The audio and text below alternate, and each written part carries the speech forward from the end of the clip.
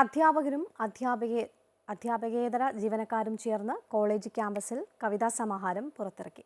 കാഞ്ഞങ്ങാട് നെഹ്റു കോളേജിൽ പുറത്തിറക്കിയ കവിത പൂക്കുന്ന വഴികൾ മന്ത്രി കടന്നപ്പള്ളി രാമചന്ദ്രൻ പ്രകാശനം ചെയ്തു. കേരളത്തിലെ കലാലയങ്ങളിൽ ഇതാദ്യമായിട്ടാണ് 19 അധ്യാപകരും 2 അനധ്യാപകരുമടക്കം 21 പേർ ചേർന്ന് കവിതാ സമാഹാരം പുറത്തിറക്കുന്നത്.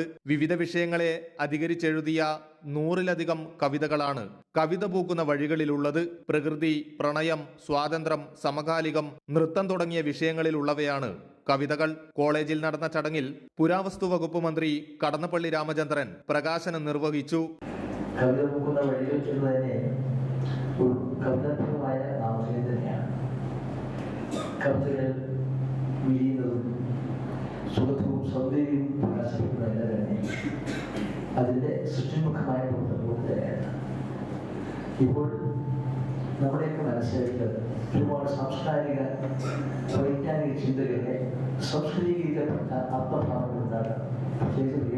Nehruvian human resource development centre ആഭിമുഖ്യത്തിൽ പുറത്തിറക്കിയ കവിതാ സമാഹാരത്തിന് കവി നാലപ്പാടം പത്മനാഭനാണ് പ്രസാധക കുറിപ്പ് തയ്യാറാക്കിയത്. അമൃത ന്യൂസ്, കാസർഗോഡ്.